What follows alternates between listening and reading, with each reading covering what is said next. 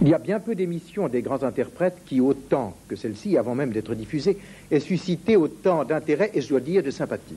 Depuis 3 ou 4 jours, ce sont des avalanches de lettres et de coups de téléphone, et toutes sympathiques, émanant de personnes heureuses de penser que 2 instruments populaires, comme l'harmonica et l'accordéon, vont recevoir leurs lettres de noblesse publique grâce au talent de Freddy Balta et de Claude Gardel. Toutes des lettres sympathiques à l'exception d'une qui est très désagréable, qui m'a été envoyée par un monsieur qui me menace de tous les supplices si j'ai l'audace d'offenser son tympan. C'est un spécialiste du tympan. Ce n'est pas à lui que nous dédions cette émission, mais à toutes les personnes heureuses d'entendre l'accordéon et l'harmonica. Un harmonica ne pèse que quelques grammes, mais un accordéon, c'est autre chose. Qu'est-ce que ça pèse, Freddy Balta? Celui-ci pèse environ 15 kilos. Ah ben je comprends qu'on ne puisse en jouer qu'assis, et il n'est pas question de le mettre dans sa poche. Certainement pas. Dites-moi, un instrument comme celui-ci, enfin date, l'accordéon plus exactement, date de quand à peu près? On dit que c'est 1829, mais vous savez, les dates sont pas très précises. Un peu plus d'un siècle. Voyez-vous, ce qui me frappe, c'est que je reçois tous les mois, sans l'avoir demandé, une revue qui s'appelle la Revue de l'accordéoniste, et qui fait état de temps et tant de manifestations que j'ai l'impression qu'ils sont très nombreux, vos confrères en France. Oui, il y a beaucoup d'accordéonistes. Je ne sais même pas le nombre. Ça, je crois que c'est entre 2000 et 5000, je peux pas vous dire. Mais des amateurs. Oui, il y a des professionnels, il y a des amateurs. Et est-ce qu'il y a des accordéonistes qui, comme vous, aient fait vraiment de la musique classique, de la grande musique sur l'accordéon? Oui, il y en a quelques-uns maintenant qui s'y mettent. Ça me paraît, n'est-ce pas, d'une complication invraisemblable. Qu'est-ce que vous avez à votre disposition? Vous avez la main droite et la main gauche, oui, n'est-ce pas? Et un soufflet intermédiaire. Voilà, et des lames. Et au point de vue timbre, de quoi disposez-vous? Eh bien, j'ai 4 jeux. Alors, c'est le mélange de ces 4 jeux qui me donne à peu près 9 à 10 possibilités. Vous pouvez nous en faire entendre quelques-unes? Par exemple... Voilà une voix.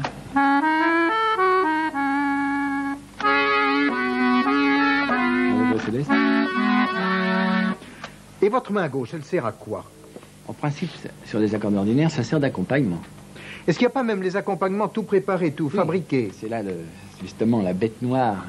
Comment la bête noire? C'est une parce que facilité. Oui, mais c'est une facilité pour la musique de danse, mais pour les harmonistes, allons, un accord doit s'enchaîner avec un autre. Alors, comme il est toujours dans la même position, forcément, il y a des fautes de réalisation. Voulez-vous nous faire entendre 1 ou 2 accords tout préparés? Par exemple, Do majeur, Sol majeur, vous voyez?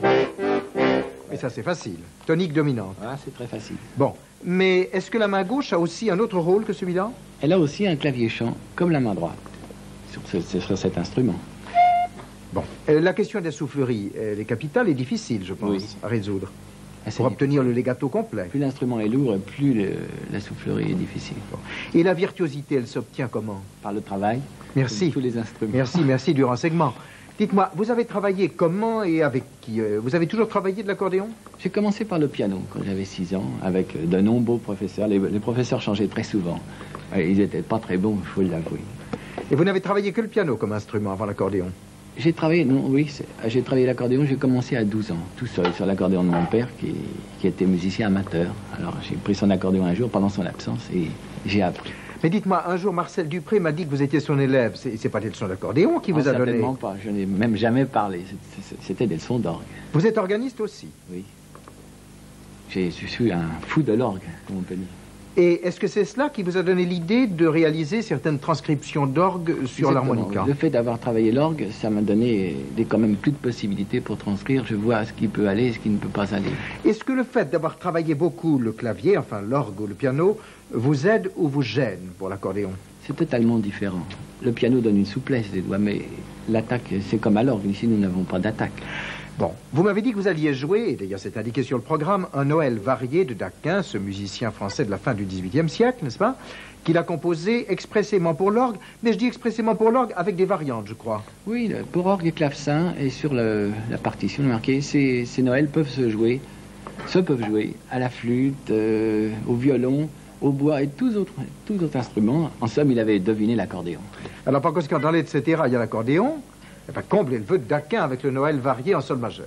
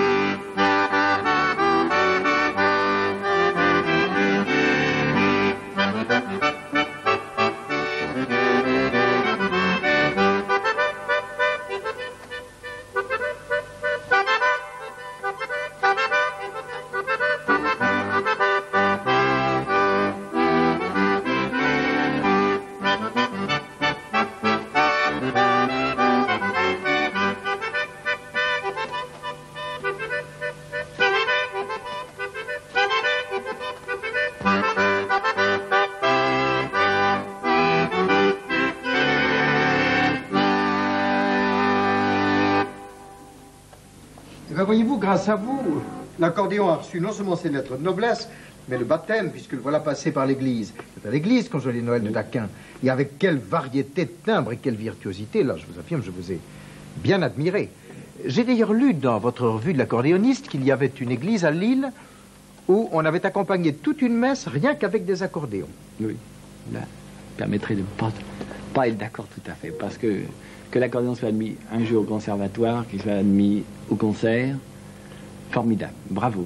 Mais à l'église, laissons le dieu des instruments y trôner, y régner. Oui, en même temps, d'ailleurs, qu'on laisse le dieu des instruments, il faudrait chasser l'autre qui n'est pas un dieu, qui est un parasite, qui est l'harmonium. Cette espèce de boîte à soupirs abominable. Je vous avoue que j'aime beaucoup mieux la sonorité de l'accordéon que celle de l'harmonium. C'est beaucoup, beaucoup plus joli. Il vaut mieux avoir deux jeux, même. Un petit orgue à deux jeux qu'un harmonium. Tout ce qu'on veut, sauf un harmonium. Écoutez, je vais vous poser la question que je posais à Claude Garden tout à l'heure. Est-ce qu'il vous est arrivé de convertir à l'accordéon des compositeurs contemporains? Cette année, oui. J'ai converti le maître Sauguet. Oui. Tony Aubin. Ah ben, il est professeur d'une classe de composition au conservatoire. Il a été charmant. Julien Falk, vous connaissez? Cousin aussi, chez moi. Calmel. Qui est prix de Rome. Oui, élève de Messiaen. Et le maître, Olivier Messiaen. Vous avez converti Messiaen? Mais là, c'était autre chose. Par Calmel, il savait que j'avais travaillé Transport de joie, alors je lui ai téléphoné. Transport de joie, c'est une de ses œuvres, oui. De l'extrait de l'Ascension. Oui. Un des triptyques. Alors il me dit, il paraît que vous jouez une œuvre de moi, à l'accordéon. Ça l'inquiétait. Je dis, oui maître, c'est Transport de joie, mais c'est affreusement difficile. Ah, je dis, ça, qui le dites-vous? Je le sais que c'est... Il dit, je serais curieux de savoir ce que vous en faites. Alors rendez-vous au conservatoire, tel jour, à telle heure. Vous imaginez mon trac quand on arrive. Alors j'ai donc joué ça, j'ai joué une étude de Chopin, j'ai joué un peu de Bach, d'autres choses. Il me dit, voyez mon cher ami, tout ce que vous m'avez joué, c'est pas parce que c'est la mienne, mais c'est mon œuvre qui me plaît le mieux à l'accordéon. Écoutez, en tout cas, si Messiaen a été transporté de joie par ces transports de joie, je crois que la preuve est faite. Hein. Vous allez nous transporter aussi, et de la même joie.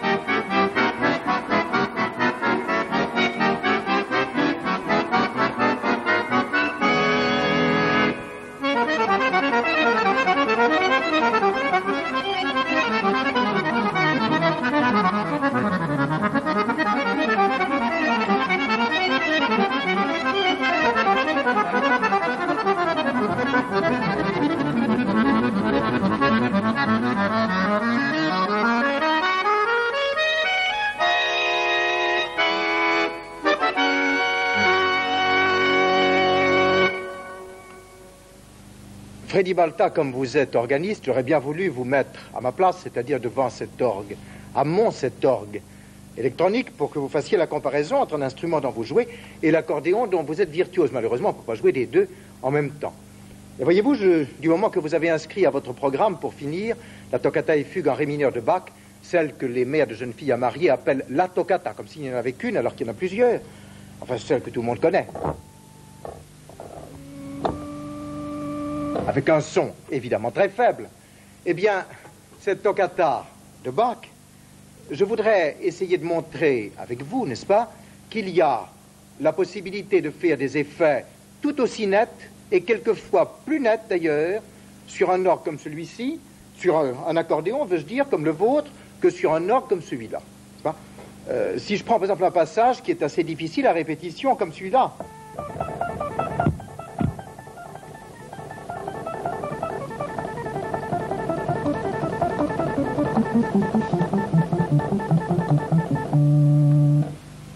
À votre tour.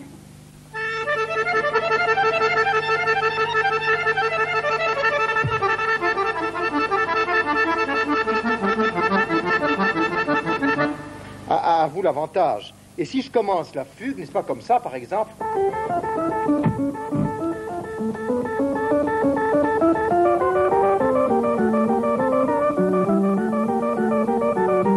Persuadé que vous n'aurez pas plus de peine.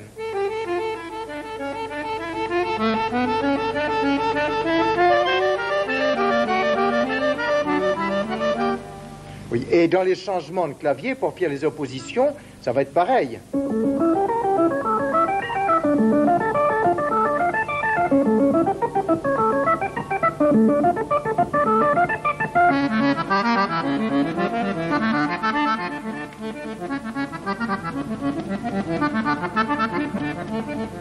Alors je crois que vous êtes bien d'accord avec moi, il n'est pas question une seconde de prouver qu'à l'accordéon, on peut jouer la toccata et fugue en ré mineur de Bach d'une manière 100 fois plus belle, plus somptueuse et plus riche qu'au grand orgue de Notre-Dame ou de Saint-Sulpice, ça serait complètement absurde, mais qu'on peut faire quelque chose d'artistique sur un instrument qui au fond n'était pas fait pour recevoir une telle œuvre. CQFD, alors je vous laisse tirer ce CQFD.